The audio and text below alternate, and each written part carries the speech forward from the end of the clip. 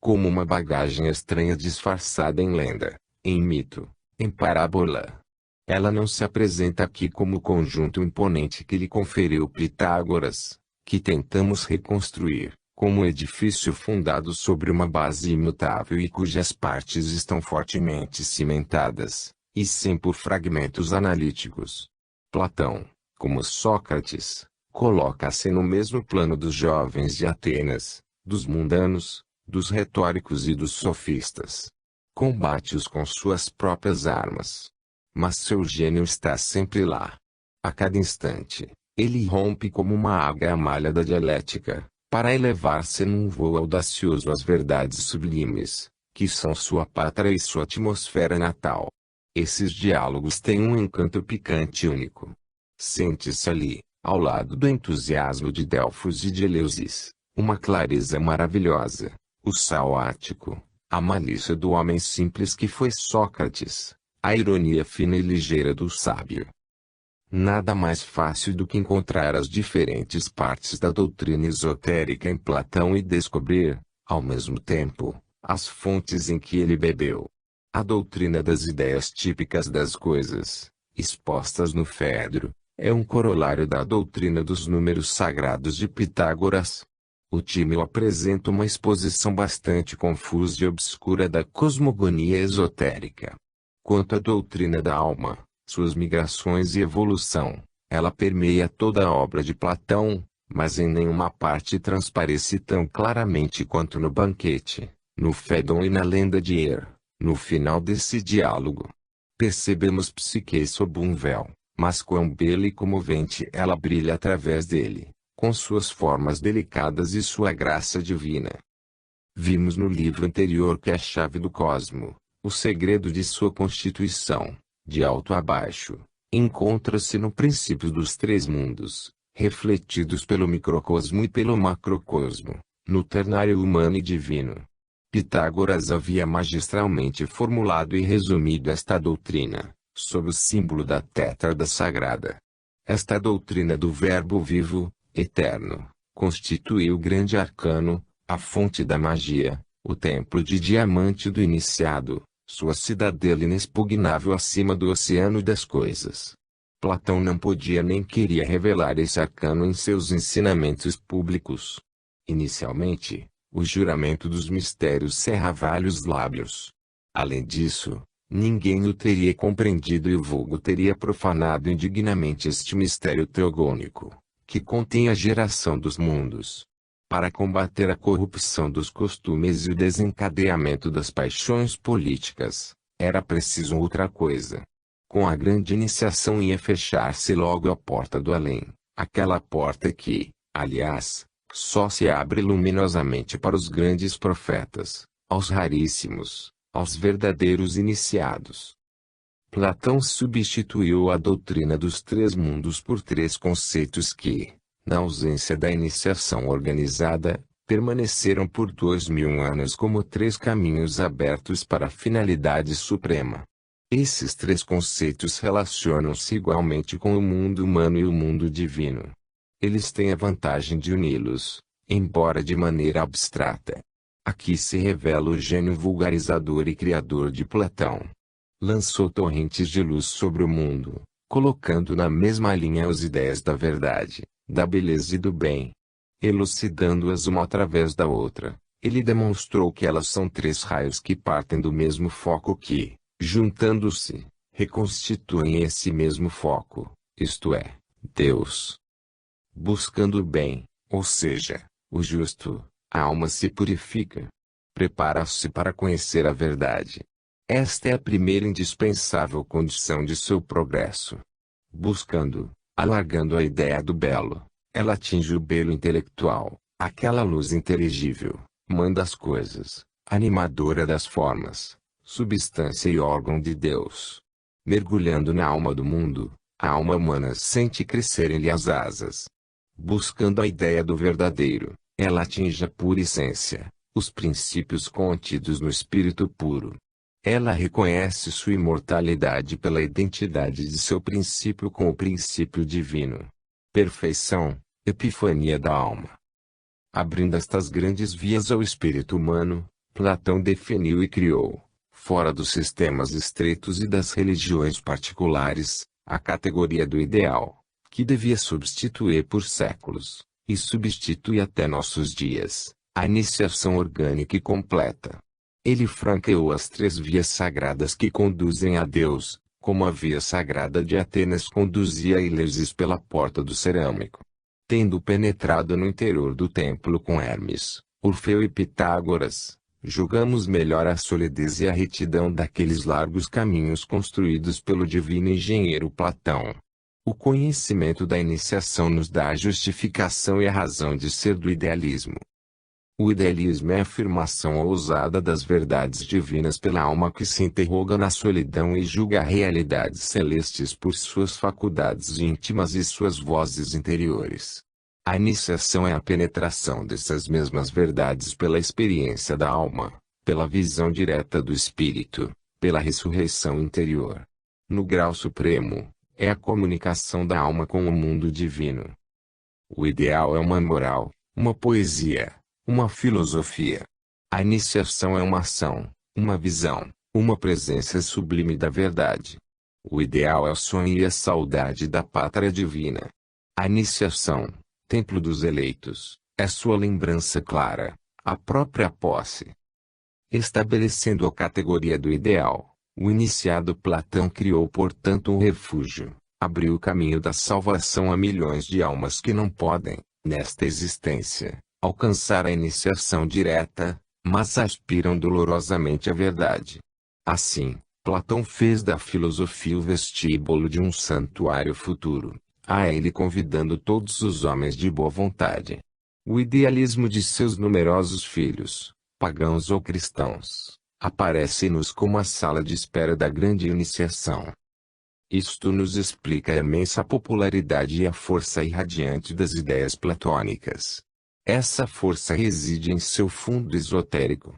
Aí está a razão de a Academia de Atenas, fundada por Platão, ter durado séculos e ter se prolongado na grande escola de Alexandria.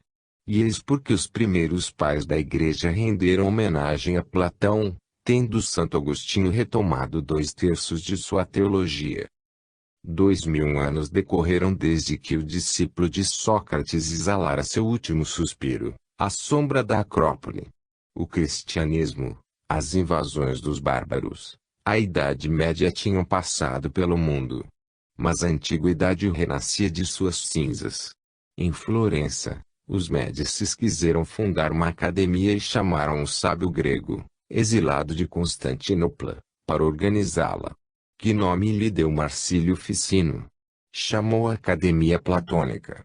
Mesmo hoje, depois que tantos sistemas filosóficos se sobrepuseram, se tornaram pó, hoje, que a ciência pesquisou a matéria em suas últimas transformações, e se vê fácil ao inexplicável e ao invisível, hoje ainda Platão volta para nós. Sempre simples e modesto, mas radiante de mocidade eterna, ele nos estende o ramo sagrado dos mistérios, o ramo de mirta e de cipreste, com o narciso, a flor da alma, que promete o divino renascimento em uma nova Eleusis. 3. Os mistérios de Eleusis. Os mistérios de Eleusis foram, na antiguidade greco-latina, objeto de uma veneração especial. Os próprios autores que ridicularizaram as fábulas mitológicas não ousaram tocar no culto das grandes deusas. O seu reinado, menos barulhento do que o dos olímpicos, mostrou-se mais seguro e mais eficaz. Em tempo imemorial, uma colônia grega vinda do Egito havia trazido para a tranquila baía de Eleusis o culto da grande Ísis, sob o nome de Deméter ou Mãe Universal. Desde esse tempo Eleusis ficou sendo um centro de iniciação. Deméter e sua filha, Perséfone, presidiam aos pequenos e aos grandes mistérios, daí seu prestígio. Seu povo reverenciava em seres a terra-mãe e a deusa da agricultura. Os iniciados nela haviam a luz celeste, mãe das almas, e a inteligência divina, mãe dos deuses cosmogônicos. Seu culto era oficiado por sacerdotes pertencentes à mais antiga família sacerdotal da Ática. Diziam-se filhos da lua, isto é, nascidos para serem mediadores entre a terra e o céu, oriundos da esfera onde se encontra a ponte lançada entre as duas regiões, pela qual as almas descem e sobem. Desde a origem sua função havia sido cantar, neste abismo de misérias, as delícias da celeste morada e ensinar os meios de encontrar-lhe o caminho. Daí o nome de Eumólpidas ou cantores das melodias benéficas, doces regeneradoras dos homens. Os sacerdotes de Eleusis ensinaram sempre a grande doutrina esotérica que lhes vinha do Egito. Porém, no decorrer das eras, revestiram-na de todo o encanto de uma mitologia plástica e encantadora. Por uma arte sutil e profunda, esses mágicos souberam servir-se das paixões terrestres para exprimir ideias celestes. Aproveitaram o atrativo dos sentidos, a pompa das cerimônias, as seduções da arte, para induzir a alma a uma vida melhor, e o espírito à compreensão das verdades divinas. Em nenhuma parte dos mistérios aparecem sob forma tão humana, tão viva e colorida. O mito de Ceres e de sua filha Proserpina formam o coração do culto de Eleusis. Como uma teoria brilhante, toda a iniciação eleusiana gira e desenvolve-se em torno desse círculo luminoso. Ora, em seu sentido íntimo, esse mito é a representação simbólica da história da alma, de sua descida na matéria, de seus sofrimentos nas trevas do esquecimento, depois sua reascensão e volta à vida divina. Em outros termos, é o drama da queda e da redenção sob sua forma helênica. Pode-se afirmar, por outro lado, que, para o ateniense culto iniciado do tempo de Platão, os mistérios de Eleusis ofereciam o complemento explicativo, a contrapartida das representações trágicas de Atenas. Lá, no teatro de Baco, diante do povo agitado e trovejante, as encantações terríveis de Melpomene evocavam um homem terrestre cego pelas paixões, perseguido pela nêmesis de seus crimes, abatido por um destino implacável e muitas vezes incompreensível.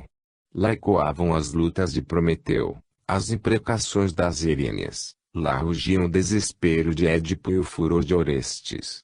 Lá reinavam sombrio terror e a piedade lamentável.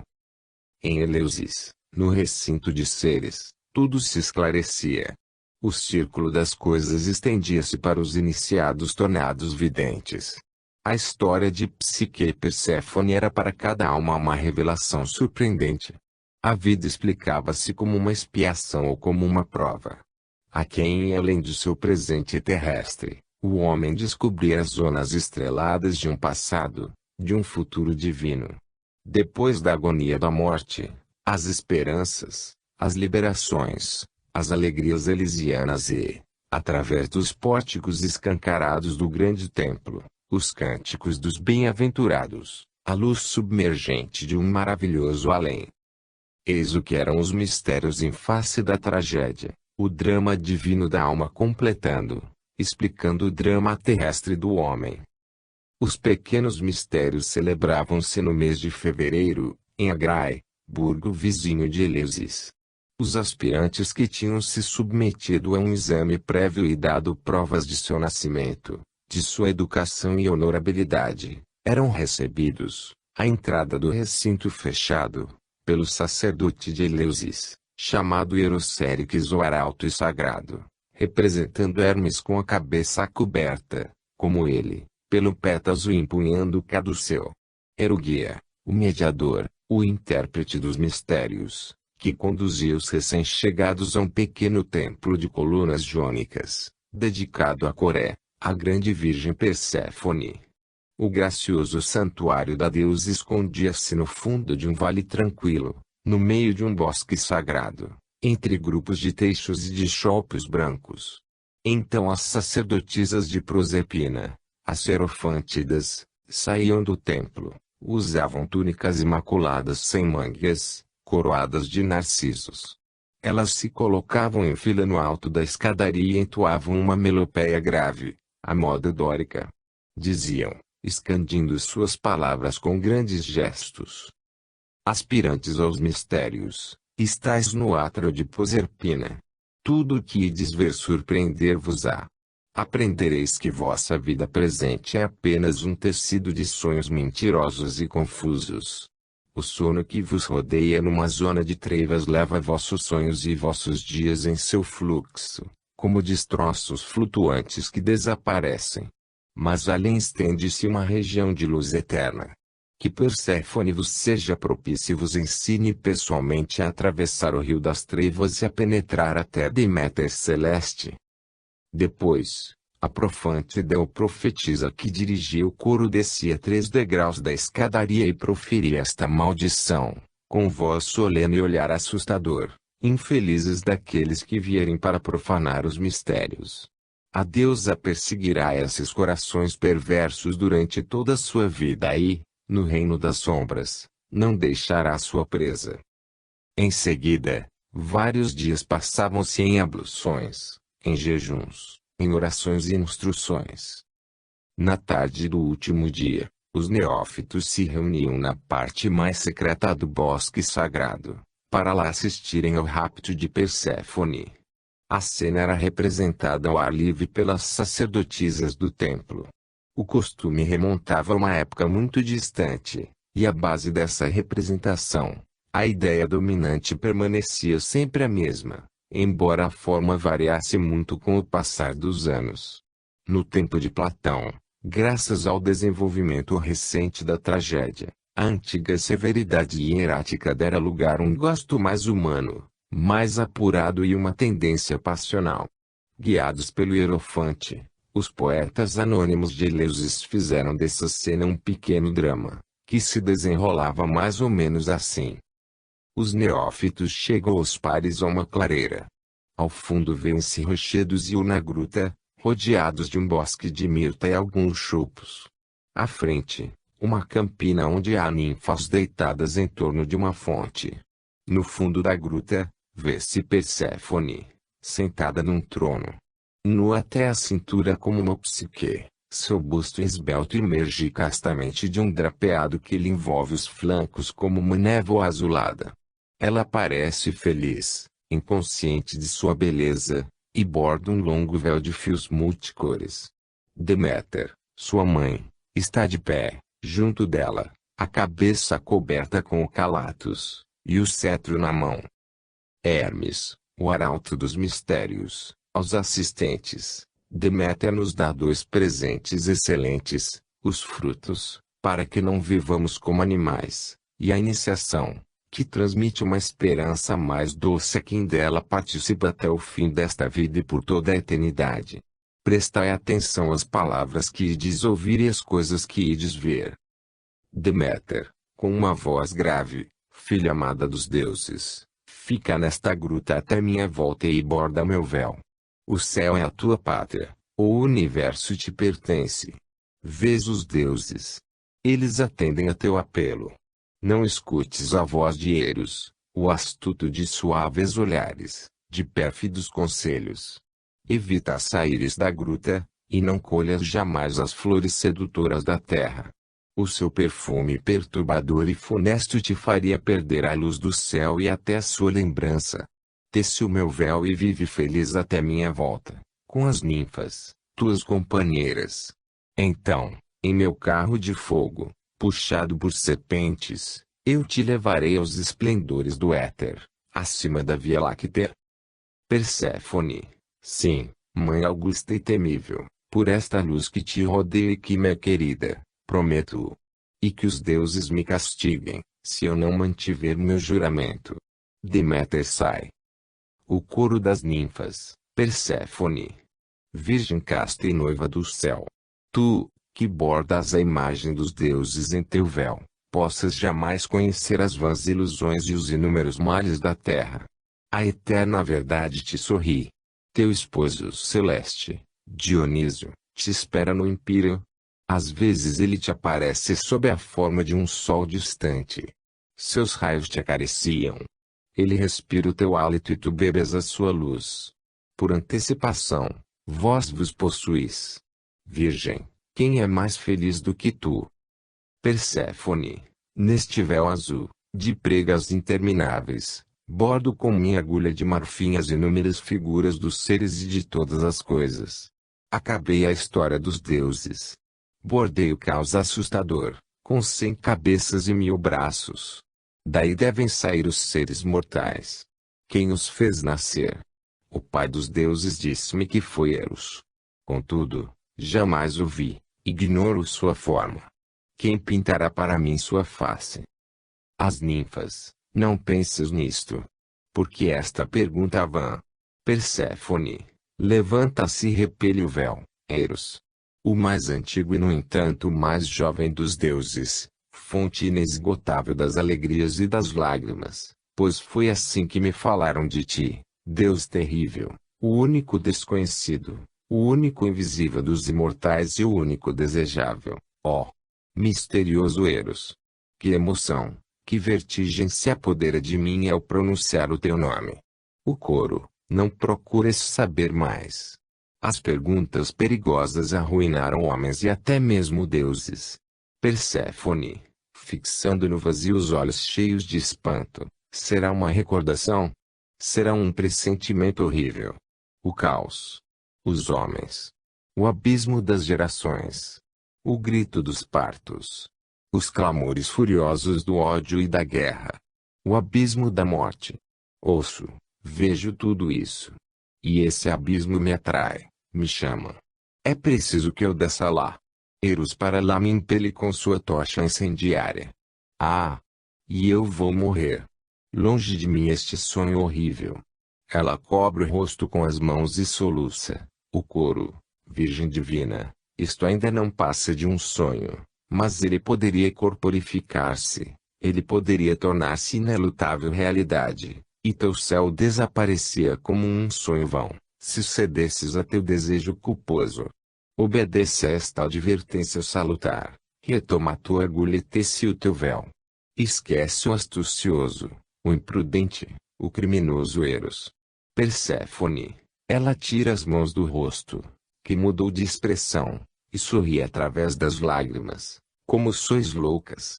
Como eu era insensata! Lembro-me agora, ouvi dizer nos mistérios olímpicos, Eros é o mais belo dos deuses. Em seu carro alado, ele preside as evoluções dos imortais, a mistura das essências básicas. É ele que conduz os homens audaciosos, os heróis, do fundo do caos para os pináculos do éter. Ele sabe tudo. Como o fogo princípio, ele atravessa todos os mundos. Ele possui as chaves da terra e do céu. Eu quero vê-lo. O coro, infeliz. Para. Eros, sai do bosque sob a forma de um adolescente alado. Tu me chamas, Perséfone. Eis-me aqui. Perséfone, tornando a sentar-se, dizem que és astucioso, mas tua fisionomia é a própria inocência. Dizem que és todo-poderoso, mas pareces uma frágil criança.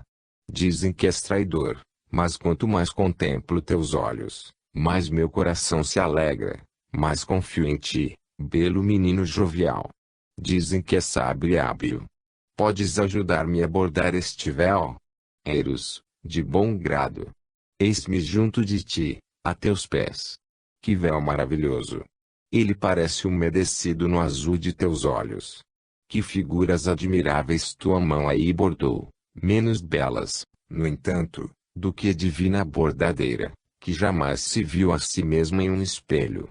Ele sorri maliciosamente. Perséfone, ver-me a mim mesma. Seria isto possível? Ela enrubesce. Mas reconheces estas figuras? Eros, se as conheço. A história dos deuses. Mas, por que deter-te no caos? É lá que a luta começa. Não tecerás a guerra dos titãs, o nascimento dos homens e seus amores. Perséfone, meu conhecimento para que minha memória falhe. Não me ajudarás a bordar a continuação? Eros, lançando-lhe um olhar inflamado. Sim, Perséfone, mas com uma condição. Primeiro vens comigo colher uma flor na campina, a mais bela de todas. Perséfone, séria, minha augusta e sábia mãe me proibiu. Não escutes a voz de Eros, disse-me ela. Não colhas flores na campina. Senão, serás a mais miserável dos imortais. Eros, Compreendo. Tua mãe não quer que conheças os segredos da terra e dos infernos. Se respirasses as flores do prado, eles te seriam revelados. Perséfone, tu os conheces. Eros, todos. E tu vês, eu sou apenas o mais jovem e o mais ágil. Ó, filha dos deuses! O abismo possui terrores e emoções que o céu ignora. Mas não compreende o céu quem não atravessou a terra e os infernos. Perséfone, e podes fazer-me compreender tudo isto. Eros, sim. Olha. Ele toca o solo com a ponta de seu arco. Um grande narciso brota ali. Perséfone. Oh, que flor admirável! Ela me faz estremecer e surgir em meu coração uma divina recordação. Algumas vezes, adormecida no alto de meu astro amado, que um eterno crepúsculo doura, ao despertar eu vi, sobre a púrpura do horizonte, flutuar uma estrela de prata, no seio nacarado do céu verde pálido. Parecia-me então que ela era a tocha do esposo imortal, promessa dos deuses, do divino Dionísio. Mas a estrela descia. Descia. E a tocha extinguia-se ao longe. Esta flor maravilhosa parece aquela estrela. Eros, eu, que transformo e renovo tudo, eu, que faço do pequeno a imagem do grande, da profundeza o espelho do céu, eu, que misturo o céu e o inferno sobre a terra, que elaboro todas as formas no profundo oceano, eu fiz renascer tua estrela do abismo sob a forma de uma flor, a fim de que possas tocá-la, colhê-la e aspirar-lhe o perfume. O coro, cuidado. Esta magia pode ser uma armadilha. Perséfone, como chamas esta flor? Eros, os homens chamam-na de Narciso. Eu a chamo desejo. Vê como ela te olha, como ela se volta para ti. Suas pétalas brancas estremecem como seres vivos. De seu coração de ouro evola um perfume que enche de volúpia toda a atmosfera. Quando aproximares esta flor mágica de tua face, verás, num quadro imenso e maravilhoso, os monstros do abismo, a terra profunda e o coração dos homens. Nada te será ocultado. Perséfone, ó flor maravilhosa, de perfume inebriante, meu coração palpita, meus dedos queimam ao tocar-te. Quero aspirar teu perfume, apertar-te contra meus lábios, pousar-te sobre o meu coração, ainda que eu tenha de morrer por isso. A terra abre-se ao lado dela. Da fenda escancarada e negra, vê-se surgir lentamente, até meia altura, Plutão, em um carro atrelado por 2 cavalos negros. Ele agarra Perséfone no momento em que ela colhe a flor e a atrai violentamente para si. Ela debate-se inutilmente em seus braços e solta um grito. Logo o carro afunda na terra e desaparece. O ruído de suas rodas perde-se ao longe como um trovão subterrâneo. No bosque, as ninfas dispersam-se gemendo. Eros foge, soltando uma gargalhada. A voz de Perséfone, sob a terra, minha mãe. Socorro! Minha mãe. Hermes, ó! Aspirantes aos mistérios, cuja vida está ainda obscurecida pelas fumaças da vida má, esta é a vossa história. Guardai-a e meditai sobre estas palavras de Empédocles. A geração é uma destruição terrível que faz passarem os vivos para os mortos. Outrora vivestes a verdadeira vida, e depois, atraídos por um encantamento, caístes no abismo terrestre, subjugados pelo corpo. Vosso presente é somente um sonho fatal. O passado, o futuro, só eles existem verdadeiramente. Aprendei a recordar-vos, aprendei a prever. Durante esta cena, a noite caía. As tochas fúnebres acendiam-se entre os negros ciprestes, nas proximidades do pequeno templo, e os espectadores afastavam-se em silêncio, seguidos pelos cânticos chorosos das serofântidas, chamando, Perséfone. Perséfone. Os pequenos mistérios tinham terminado. Os neófitos tinham se tornado místicos, ou seja, velados. Voltariam às suas ocupações habituais, mas o grande véu dos mistérios tinha se desdobrado a seus olhos. Entre eles e o mundo exterior, uma nuvem tinha se interposto. Ao mesmo tempo, uma visão interior abrira-se em seu espírito, por meio do qual eles percebiam vagamente um outro mundo, repleto de formas atraentes, que se moviam nos abismos ora esplêndidos, ora tenebrosos. Os grandes mistérios, que se seguiam aos pequenos mistérios e se chamavam também orgias sagradas, só eram celebrados de 5 em 5 anos, no mês de setembro, em Eleusis. Essas festas, todas simbólicas, duravam 9 dias. No oitavo, distribuíam-se aos místicos as insígnias da iniciação, o tiço e uma corbelha, chamada ciste, rodeada de ramos de eira. Esta encerrava os objetos misteriosos, cujo entendimento forneceria o segredo da vida. Mas a corbelha estava cuidadosamente selada. Só era permitido abri-la no fim da iniciação, e diante do hierofante. Depois, entregavam-se a uma alegria exultante, agitavam tochas que eram passadas de um para o outro e soltavam gritos de contentamento. Nesse dia, um cortejo carregava, de Atenas para Eleusis, a estátua de Dionísio coroado de mirta, que se chamava Eco. Sua vinda a Eleusis anunciava o grande renascimento, pois ele representava o Espírito Divino que penetra tudo, o regenerador das almas, o mediador entre a terra e o céu. Desta vez, entrava-se no templo pela porta mística, para se passar lá dentro a noite santa ou noite da iniciação. Passava-se primeiro sob um vasto pórtico existente no recinto exterior. Lá, o arauto, com ameaças terríveis e o grito, "Scato bebeloi, fora daqui profanos", afastava os intrusos que às vezes se insinuavam no recinto juntamente com os místicos. A estes ele fazia jurar, sob pena de morte, nada revelarem do que vissem. E acrescentava: "Estais no átrio subterrâneo de Perséfone para compreender a vida futura e vossa condição presente. É preciso atravessar o império da morte, a prova dos iniciados. É preciso saber enfrentar as trevas, a fim de gozar da luz." Em seguida, vestiam a pele de corça, imagem da laceração e do dilaceramento da alma mergulhada na vida corporal. Depois apagavam-se as tochas e as lâmpadas e entrava-se no labirinto subterrâneo. No início, os místicos tateavam nas trevas. Logo ouviam-se ruídos, gemidos e vozes terríveis. Relâmpagos acompanhados de trovões cortavam as trevas. A seu clarão, percebiam-se visões assustadoras, ora um monstro, quimera ou dragão, ora um homem dilacerado aos pés de uma esfinge, ora uma larva humana.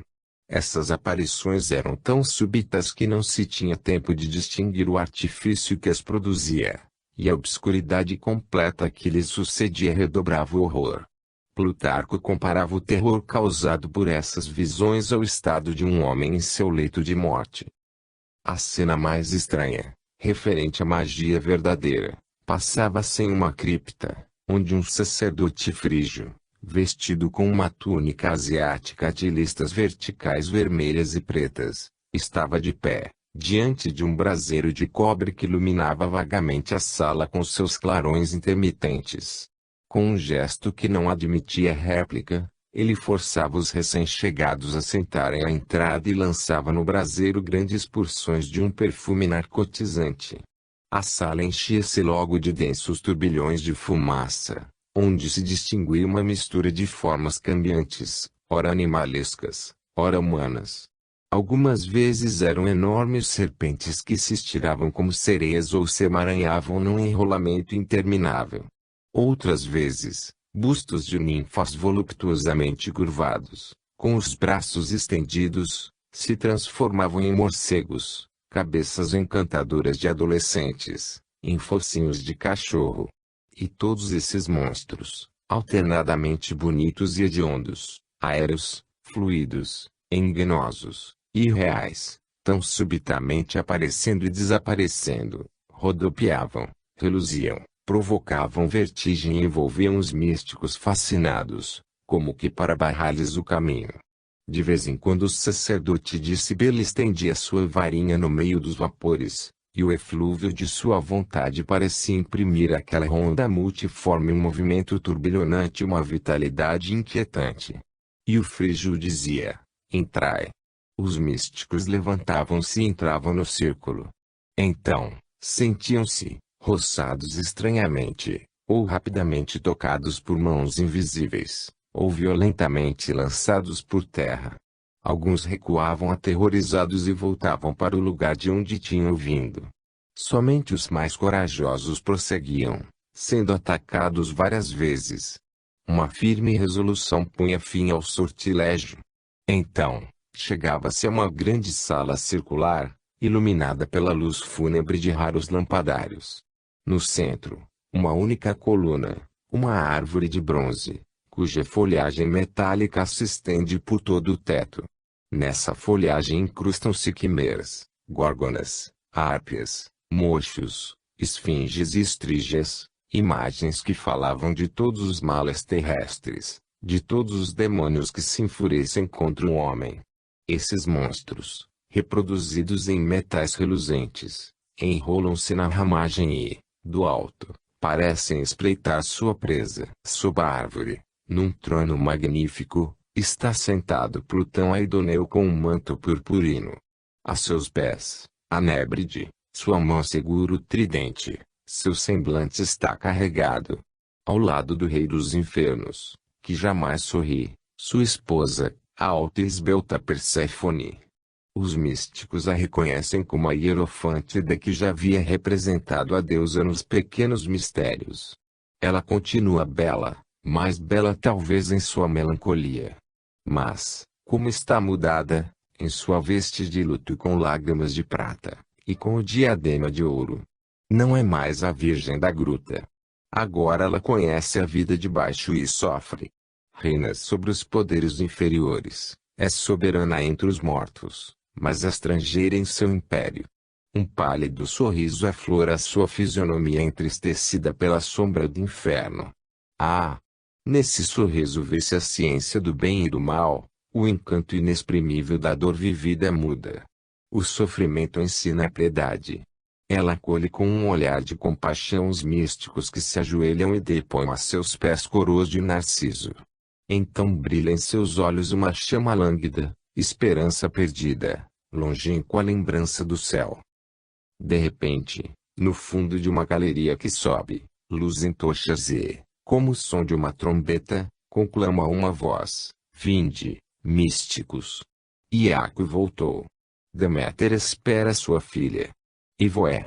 Os ecos sonoros do subterrâneo repetem este grito. Perséfone ergue-se no trono, como que despertada em sobressalto de um longo sono e trespassada por um pensamento fulgurante. A luz. Minha mãe. Iaco. Ela quer avançar, mas Aidoneu retém-na com um gesto, segurando suas vestes. E ela torna a cair sobre o trono, como morta. Então, os lampadários apagam-se subitamente e uma voz grita: morrer é renascer. Os místicos apressam-se pela galeria dos heróis e dos semideuses, em direção da abertura do subterrâneo, onde os esperam Hermes e o porta-tochas. Despojam-nos da pele da corça, borrifam-nos com água lustral, revestem-nos de linho fresco e conduzem-nos para o templo esplendidamente iluminado, onde os recebe o Hierofante, o grão-sacerdote de Eleusis, um ancião majestoso vestido de púrpura. E agora, deixemos falar Porfírio. Eis como ele narra a iniciação suprema de Eleusis. Coroados de mirta, entramos com os outros iniciados no vestíbulo do templo, cegos ainda. O Hierofante, que está no interior, vai logo abrir-nos os olhos. Mas primeiro, pois não se deve fazer nada com precipitação, lavamo-nos na água sagrada, porque é com mãos puras e coração puro que devemos entrar no recinto sagrado. Levados diante do Hierofante, ele nos lê em um livro de pedra coisas que não devemos divulgar, sob pena de morte. Digamos somente que elas são adequadas ao local e às circunstâncias. Vós talvez risseis, se ouvisseis aquelas coisas fora do templo. Mas lá dentro não teríeis nenhuma vontade de rir, ao escutar as palavras ditas pelo ancião, pois, sempre é ele quem fala, contemplando os símbolos revelados. E estarias longe de rir quando Deméter confirmasse, em sua linguagem particular e seus sinais, por meio de vivas cintilações de luz e de nuvens empilhadas sobre nuvens, tudo o que vimos e ouvimos de seu sacerdote sagrado.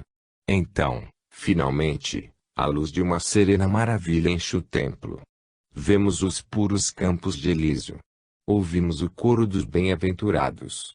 Então não é somente por uma aparência exterior ou por uma interpretação filosófica, mas de fato e em realidade, que o Hierofante torna-se o Criador, Demiurgo, e o revelador de todas as coisas.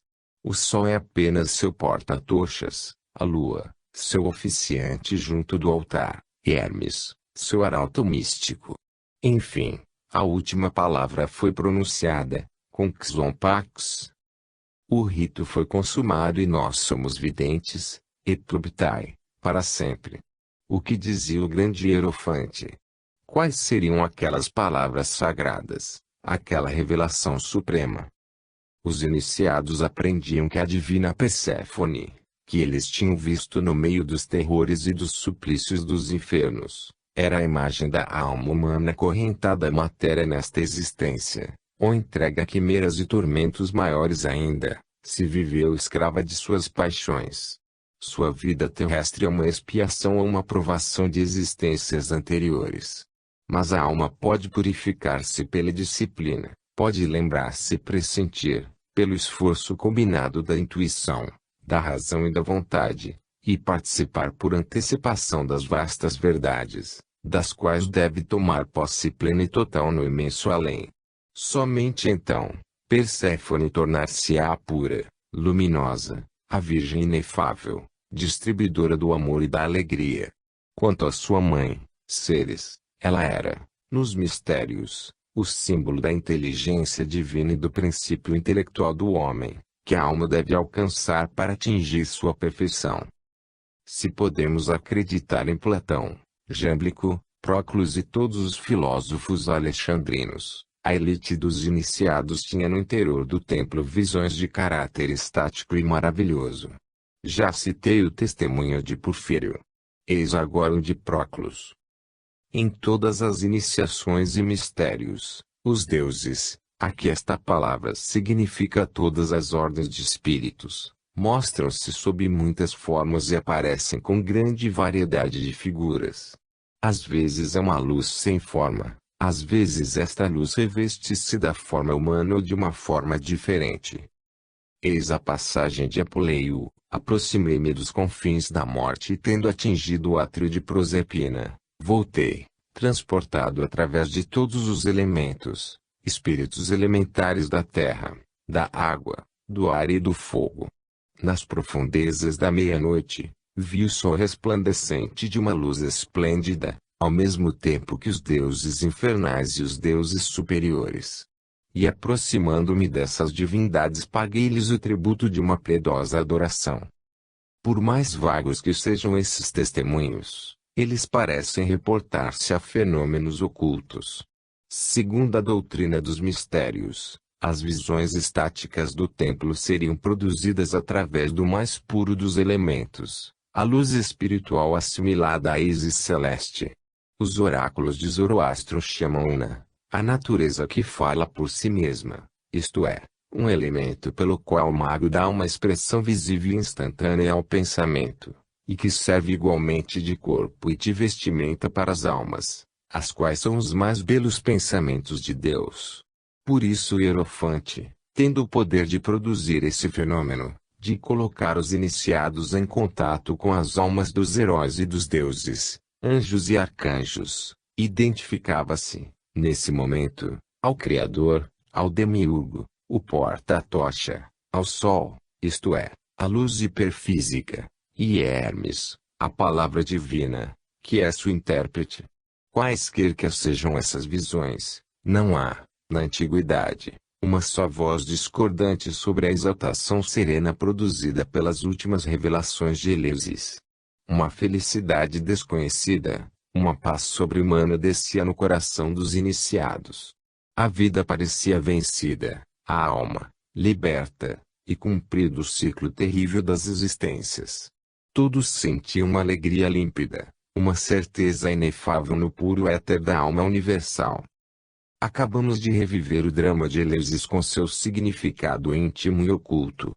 Indiquei o fio condutor que atravessa aquele labirinto. Mostrei a grande unidade que domina a sua riqueza e complexidade. Por uma harmonia sábia e soberana, um laço estreito unia as cerimônias variadas ao drama divino, que formava o centro ideal, o foco luminoso daquelas festas religiosas. Assim os iniciados identificavam-se pouco a pouco com a ação.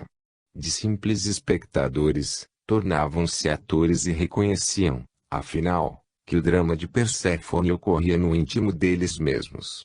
E que surpresa, que alegria naquela descoberta! Se sofriam, se lutavam como ela na vida presente, tinham também, como ela, a esperança de reencontrar a felicidade divina, à luz da grande inteligência. As palavras do hierofante, as cenas e as revelações do templo proporcionavam-lhes um gozo. Não é preciso dizer que cada um compreendia estas coisas de acordo com o seu grau de cultura e sua capacidade intelectual. Porque, como diz Platão, isto é verdadeiro para todos os tempos. Muitas são as pessoas que carregam o tirso e a varinha, mas poucos são os inspirados. Após a época de Alexandre, os mistérios de Eleusis foram atingidos, até certo ponto, pela decadência pagã, mas seu fundo sublime subsistiu e salvou-os da desgraça que se abateu sobre os outros templos. Pela profundidade de sua doutrina sagrada, pelo esplendor de sua encenação, os mistérios mantiveram-se durante 3 séculos, frente ao cristianismo que crescia. Eles reuniam então aquela elite que, sem negar Jesus como manifestação da ordem heróica e divina, não queriam esquecer, como já o fazia a igreja de então, a velha ciência e a doutrina sagrada. Foi preciso um edito de Teodósio, proibindo as cerimônias do templo de Eleusis, para pôr fim àquele augusto culto, onde a magia da arte grega comprazia-se em incorporar as mais elevadas doutrinas de Orfeu, de Pitágoras e de Platão. Hoje, o asilo da antiga Deméter desapareceu sem deixar vestígios na baía silenciosa de Eleusis. E só a borboleta, o inseto de Psique que atravessa o golfo azulado nos dias de primavera, lembra que ali, outrora, a grande exilada, a alma humana, evocou os deuses e reconheceu sua eterna pátria. Livro 8. Jesus. A missão de Cristo. 1. A situação do mundo na época do nascimento de Jesus. A hora do mundo fazia-se solene. O céu do planeta estava sombrio e cheio de presságios sinistros.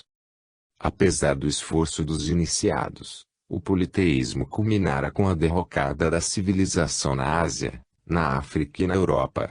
Isto não atinge a sublime cosmogonia de Orfeu, tão esplendidamente cantada, mas já diminuída por Homero.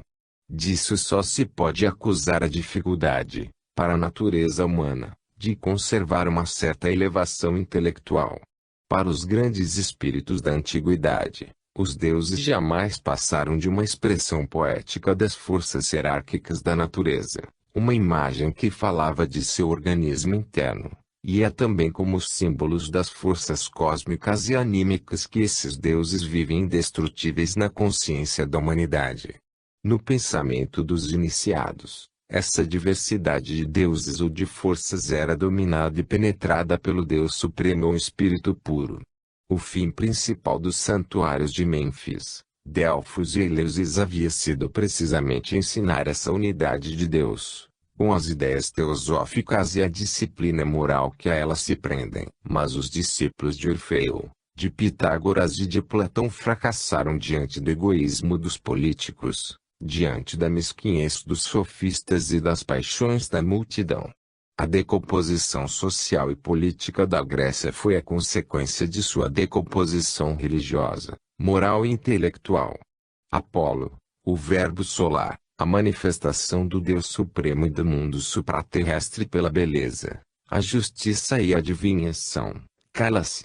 Não há mais oráculos, não há mais inspirados, não há mais verdadeiros poetas. Minerva, sabedoria e providência, vela-se diante de seu povo transformado em sátiro, que profana os mistérios, que insulta os sábios e os deuses no teatro de Baco, nas farsas aristofanescas.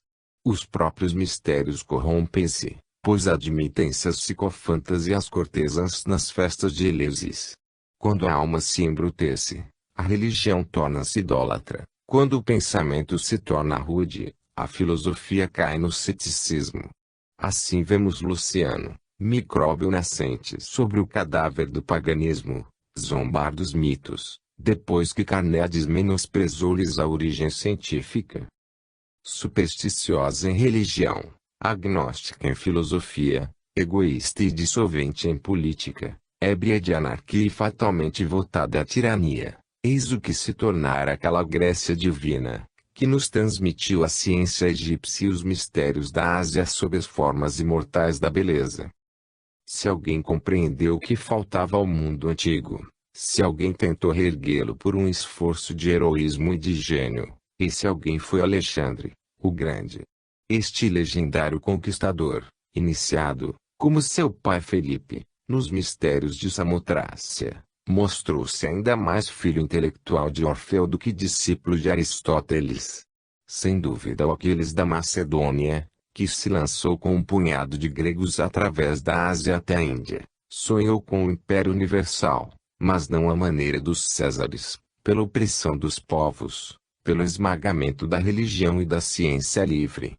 Sua grande ideia foi a reconciliação entre a Ásia e a Europa, por uma síntese das religiões apoiada na autoridade científica. Movido por esse pensamento, ele reverenciou a ciência de Aristóteles como a Minerva de Atenas, o Jeová de Jerusalém, como o Osíris egípcio e o Brahma hindu, reconhecendo, como verdadeiro iniciado, a mesma divindade e a mesma sabedoria sob todos esses símbolos. Que larga visão, que soberba adivinhação a desse novo Dionísio! A espada de Alexandre foi o último clarão da Grécia de Orfeu, iluminou o Oriente e o Ocidente. O filho de Felipe morreu na embriaguez de sua vitória e de seu sonho, deixando os farrapos de seu império aos generais rapaces. Mas seu pensamento não morreu com ele. Fundara Alexandria, onde a filosofia oriental, o judaísmo e o helenismo deviam fundir-se no cadinho do esoterismo egípcio, esperando a palavra de ressurreição do Cristo. À medida que os astros gêmeos da Grécia, Apolo e Minerva, desciam empalidecendo no horizonte, os povos viram subir em seu céu tempestuoso um signo ameaçador, a loba romana. Qual é a origem de Roma? A conjuração de uma oligarquia ávida, em nome da força bruta, a opressão do intelecto humano, da religião, da ciência e da arte pelo poder político deificado. Em outros termos, o contrário da verdade, segundo o qual um governo só usufrui do direito emanado dos princípios supremos da ciência, da justiça e da economia. Toda a história romana é simplesmente a consequência desse pacto de iniquidade, pelo qual os pais conscritos declararam guerra à Itália primeiro, e em seguida ao gênero humano. Eles escolheram muito bem seu símbolo. A loba de bronze, que eriça seu pelo fulvo e avança a cabeça de Hera sobre o Capitólio, é a imagem desse governo, o demônio que possuirá até o fim a alma romana. Na Grécia, pelo menos, respeitaram-se sempre os santuários de Delfos e de Eleusis. Em Roma, desde a origem, a ciência e a arte foram renegadas. A tentativa do sábio Numa, o iniciado etrusco, falhou diante da ambição desconfiada dos pais conscritos. Ele trouxe consigo os livros sibilinos, que continham uma parte da ciência de Hermes. Criou os juízes, árbitros eleitos pelo povo, distribuiu-lhe terras, ergueu um templo à boa-fé e a Jano, hierograma que significa a universidade da lei, submeteu o direito de guerra aos fécios. O rei Numa, que se perpetuou na memória do povo como inspirado por um gênio divino, parece, portanto, uma intervenção histórica da ciência sagrada no governo. Ele não representa o gênio romano, mas o gênio da iniciação etrusca, que seguia os mesmos princípios da escola de Mênfis e de Delfos. Depois de Numa, o Senado queimou os livros sibilinos, anulou a autoridade dos flamínios, extinguiu as instituições arbitrais e voltou ao sistema em que a religião não passava de um instrumento de domínio político. Roma tornou-se a hidra que devora os povos e seus deuses. As nações da terra foram, pouco a pouco, sendo subjugadas e espolhadas. A prisão mamertina encheu-se de reis do norte e do sul. Roma, não desejando outros sacerdotes que não fossem escravos e charlatães, assassina na Gália, no Egito, na Judéia e na Pérsia, os últimos detentores da tradição esotérica. Finge adorar os deuses, mas adora somente sua loba. Então, numa aurora sangrenta, surge diante dos povos o último filho daquela loba, o qual sintetiza o gênio de Roma, César. Roma absorverá todos os povos. César, sua encarnação, devora todos os poderes. César não aspira somente a ser imperador das nações. Sobrepondo, em sua cabeça, a tiara ou diadema, ele se faz nomear Gran Pontífice. Após a Batalha de Thapsus, votam-lhe a apoteose heróica, após Edmunda, a apoteose divina. Depois sua estátua é erguida no templo de Quirino, com um colégio de vigários que traziam seu nome, os sacerdotes julianos. Por uma suprema ironia e uma suprema lógica das coisas, este mesmo César, que se faz Deus, nega a imortalidade da alma em pleno Senado. Haverá melhor forma de dizer que não há outro Deus além de César? Com os Césares, Roma, herdeira da Babilônia, estende seus tentáculos sobre o mundo inteiro. Ora, o que se tornou o Estado romano? O Estado romano destruiu externamente toda a vida coletiva. Ditadura militar na Itália, exações dos governadores e dos publicanos da província. Roma conquistadora deita-se como um vampiro sobre o cadáver das sociedades antigas. E então a orgia romana pode expor-se às claras, com sua bacanal de vícios e seu desfile de crimes. Começa pelo voluptuoso encontro de Marco Antônio e Cleópatra, terminará com os deboches de Messalina e os furores de Nero. Estreia com a paródia lasciva e pública dos mistérios, acabará no circo romano, onde as feras lançam-se sobre as virgens nuas, mártires de sua fé, diante dos aplausos de 20.000 espectadores. No entanto, entre os povos conquistados por Roma, havia um que se denominava o povo de Deus, e cujo gênio era o oposto do gênio romano. Como explicar que Israel, gasta por suas lutas intestinas, esmagada por 300 anos de servidão, tenha conservado sua fé indomável?